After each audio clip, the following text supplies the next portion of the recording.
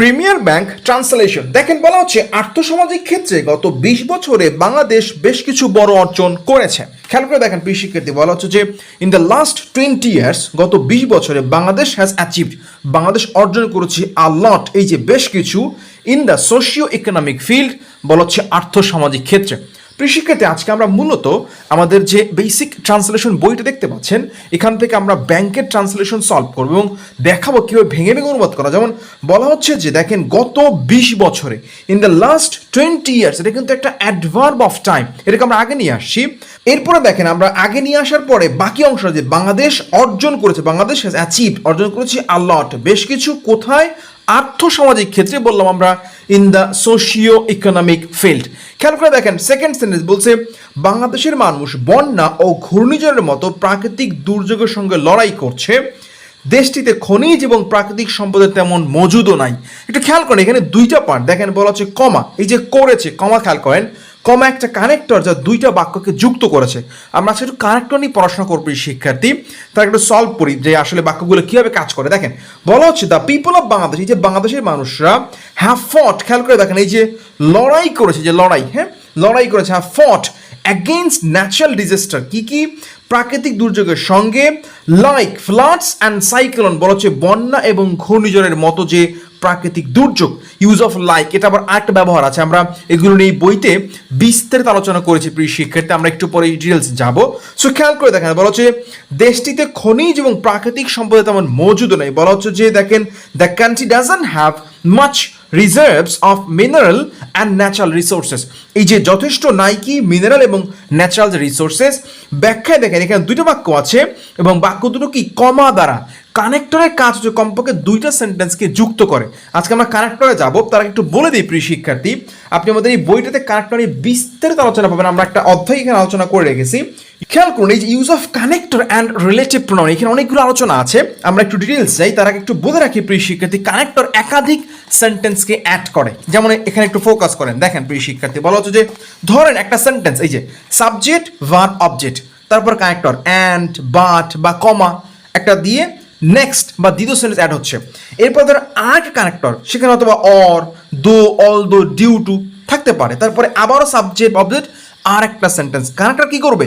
এরকম দুইটা তিনটা সেন্টেন্সকে যুক্ত করে, যেটা আপনাকে এই মতো দেখালাম যে এইটা একটা বড় সেন্টেন্স দেখতে পাচ্ছেন, বাট এটা কি দুইটা সেন্টেন্সকে যুক্ত করছে। এখন আপনি যখন সলভ করবেন তখন কি করবেন? প্রথম সেন্টেন্স মানে এই যে কানেক্টরের প্রথম পার্টটা আগে সলভ করেন, তারপর দ্বিতীয় পার্ট, অর্থাৎ আমরা কানেক্টরযুক্ত সেন্টেন্সের ক্ষেত্রে প্রথম সেন্টেন্স, তারপর দ্বিতীয়, তারপর তৃতীয় ভাবে যাওয়ার চেষ্টা করব। যেমন দেখেন আমরা কি করলাম, প্রথম অংশ এই যে বাংলাদেশের মানুষ, যে পিপল অফ বাংলাদেশ, এই প্রথম সেন্টেন্স আমরা আগে বললাম দেশটিতে খনিজ, এই দ্বিতীয় অংশ দেশটিতে খনিজ সম্পদের, এটা সেকেন্ড পার্টে আমরা যাওয়ার চেষ্টা করলাম। তার মানে হচ্ছে আপনি যখন কানেক্টরযুক্ত পার্ট সলভ করবেন তখন অবশ্যই হবে প্রথম অংশ দ্বিতীয় অংশ যাওয়ার চেষ্টা করবেন। চলুন আমি আপনাকে একটু কানেক্টরের অধ্যায়ে যাই এবং আমরা এখান থেকে একটু কানেক্টর নিয়ে ডিটেইলে কথা বলার চেষ্টা করি। এখানে অনেকগুলো ফ্যাক্টর, যেমন দেখেন ইনভার্স কানেক্টর কি করবে, এই যে দেখতে পাচ্ছেন দো, অল দো, even though, but, in contrast, এগুলো হচ্ছে প্রথম অংশ, মানে দো অলদের প্রথম অংশ ইতিবাচক, তো দ্বিতীয় অংশ নেতিবাচক। আবার বাট থাকলে তার প্রথম অংশ নেতিবাচক, দ্বিতীয় অংশ ইতিবাচক হতে পারে। একটু খেয়াল করেন, যেমন বলা হচ্ছে যে সরকার মাদক নিয়ন্ত্রণে আইন করেছে, এটা পজিটিভ সেন্টেন্স, ইতিবাচক, যদিও তা বাস্তবে ফলপ্রসূ না, এটা নেগেটিভ বা নেতিবাচক। খেয়াল করেন government has made law to control drug, এই যে সরকার মাদক নিয়ন্ত্রণ আইন করছে, এটা প্রথম অংশ। দো, যদিও, ইট ডাজন্ট ইউজফুল রিয়েলি, এটা কি বাস্তবে ফলপ্রসূ না, এটা ডাজ নট, নেগেটিভ। তাহলে কি দাঁড়ালো?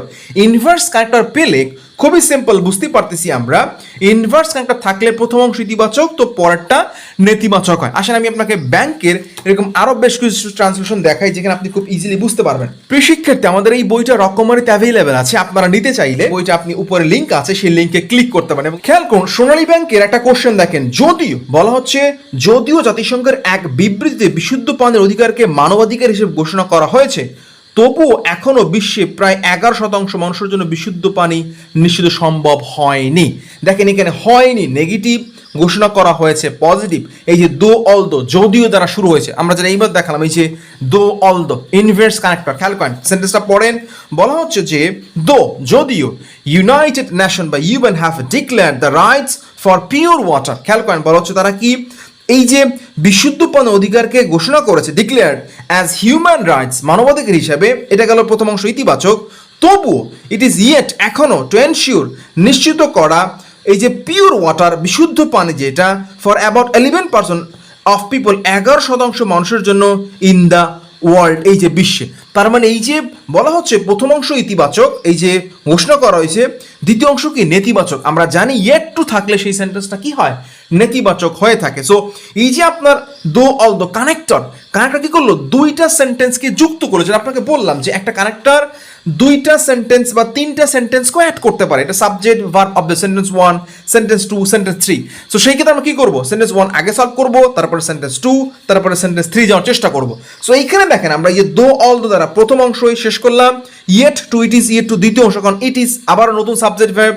সো তবুও এখান থেকে আমরা দ্বিতীয় সেন্টেন্স সলভ করার চেষ্টা করলাম। এবং আমাদের এই বেসিক ট্রান্সলেশন বইটাতে মূলত আপনার এই কানেক্টর ব্যবহার ভেঙে ভেঙে আলোচনা করা আছে। দেখেন এখানে বলা হচ্ছে একটা ব্যাংক এশিয়া, যেই একটা কোশ্চেন দেখেন বলেছে যে শিক্ষার দ্বারা মানুষ তার জ্ঞান ও দক্ষতার বৃদ্ধি ঘটায় এবং দৃষ্টিভঙ্গি পুনর্গঠন করে। একটু ফোকাস করেন প্রিয় শিক্ষার্থী। বলা হচ্ছে যে শিক্ষার দ্বারা মানুষ, এই যে সেন্টেন্সটা খেয়াল করেন, প্রথম সেন্টেন্সটা খেয়াল করে দেখেন। সো এই যে দেখেন, বাই এডুকেশন, শিক্ষার দ্বারা পিপল এনহ্যান্স, মানুষ কি করে, বৃদ্ধি ঘটায়, দেয়ার নলেজ অ্যান্ড এফিসিয়েন্সি, তাদের যে জ্ঞান ও দক্ষতা, অ্যান্ড রিকনস্ট্রাক্ট অ্যাটিটিউড, এবং পুনর্গঠন করে দৃষ্টিভঙ্গি।